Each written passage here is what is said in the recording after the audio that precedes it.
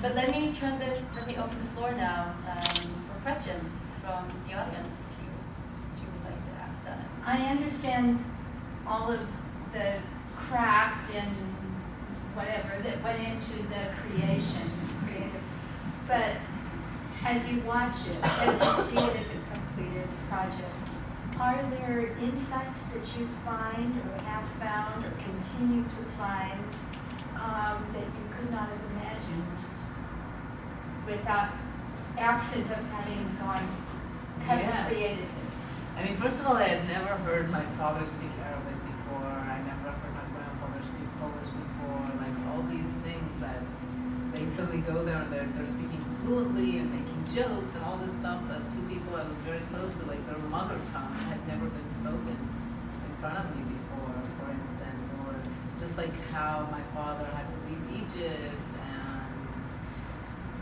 and just my grandfather, when we came to Poland, he was very, like, I was like, oh my God, look at this, and he'd be like, yeah, let's get some face cream. So he wasn't, he was just had this, it was interesting to see his response to the place. It was very unemotional. He's a very emotional person, but his response was unemotional. And how he also, it was interesting for me because he's a businessman, how he always wanted to do business. So if he would ask a woman selling fake perfumes on the street for directions, he would find a way to like buy a perfume or something. It's just everything he did was like in a business exchange. That's his way to respect. It's a lot of many things. I found out my dad was kicked out of school in third grade. And, yeah. But also just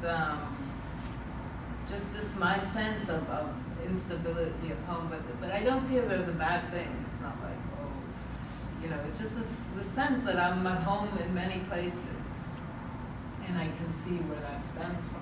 It's just been going on and on and on, and we're all, I mean, my father is very much rooted in Israel, but that's what I always felt. But suddenly there's a whole other culture that he's actually part of, and he doesn't at all feel, there's no like traditional foods, Egyptian foods in the house or anything like that. So it was interesting.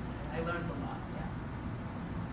I think that what you're describing is sort of a common experience to many Israelis, that their parents or grandparents were born elsewhere and were forced to migrate to Israel. It's always, it's always that question of expulsion.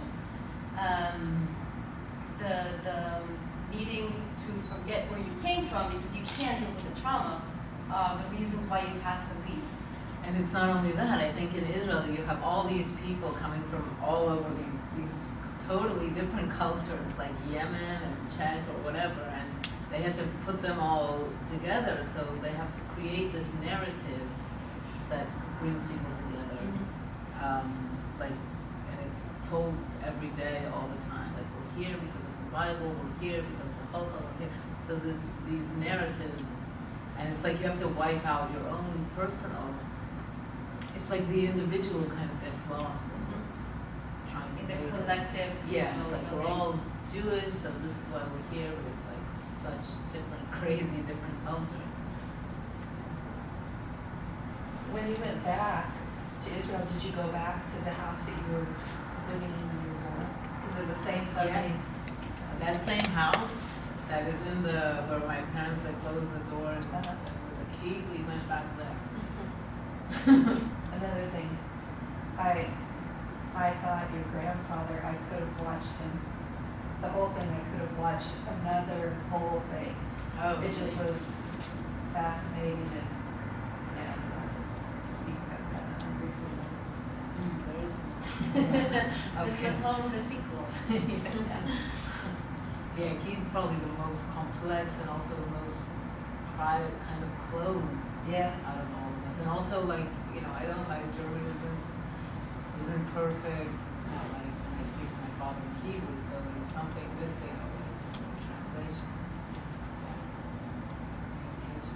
And he's just very close, and like I said, he has a cousin who is, he he and two other cousins survived. So one cousin lived in New York, and he's the total opposite. Like on his business card, it says like Holocaust survivor, and he just wants to talk about that all the time. Wow. And he's totally coherent. My grandfather had like Alzheimer, and he died, and they're exactly the same age. And when he's walking down that street, Chestnut Street, that's his cousin's street. So they were best friends. They went through the same thing. They ended up in the same camp in Auschwitz together. Like one is just talking about that, and my grandfather like became a businessman in Germany. That was sort of my question. Did he ever have more to say about the experience of going back after the film? Did he see the film? He saw, I don't know if he did see the film. He did see like his part. It was actually weird because at the end of that day, I realized he was losing his memory. Because at the end of that day, he said to me, "So, is this your house?" Something like that. And I was like, "What are you talking about?" And then I was like, "Oh my God, this is starting." And so that was really the beginning of the Alzheimer he had. Yeah, but he did at that, because his far memory was very good, so he did sit at a bench during that trip, and he did tell me about the camps more. Yeah. So he did tell me more. Did he ever speak more about the experience of going back, or was he able to talk about that? No, he was just like, he wasn't so excited about it at all. He was just like, yeah, whatever. He wasn't so excited about it. It was just like that country I left, I didn't want to remember, why did you bring me back? But it wasn't like a life-altering experience for him at all. That's what it felt like, maybe it was. He was only there for 24 hours. And then he got back on a plane back to Germany. Sounds like he was shielding himself a little bit, though. Trying to protect himself, maybe. Yeah, I mean, think about it also living in Germany. Germany, yeah. Not the obvious choice. And being successful there. Yeah. You know, so he has to like, it's a country that he managed to be successful with after the, I mean, it's not the obvious choice of place to live, but but I can also see myself I'm making the same choice, because he ended up in Berlin at like a displaced camp, and imagine you have no one left in the world. Like all your, you have 5 siblings, they're gone, your parents are gone, everybody's gone, you're 18. And so you're just gonna say, okay, what can I do here? Okay, I'm gonna sell this and buy this and try to sell this and buy this. Yeah. And survive, basically. It's just crazy. Yeah. I was really taken with the format that we chose, that split screen. And I'd like to hear a little bit about that. Where is this typical of the kind of video you do? Is this the first time you've done that? It's the first time I've done that. For a long time I was trying to solve this film. I knew I wanted to make it about these 3 generations, but it's not the kind of film that something really happens there. It's not like these films where the character transforms and then, you know, like you expect a lot of documentaries. Like this happens and then there's this and then this. I mean, it doesn't have that. So I needed to solve this film in a way without like adding extra like drama that wasn't there. And we needed to make it work. So for me, because it was a long time, there was like producers, like all these people interested in just me telling them to do this film, and they were interested, but they wanted it to be something completely different. And then I just decided to just make the film I wanted to make.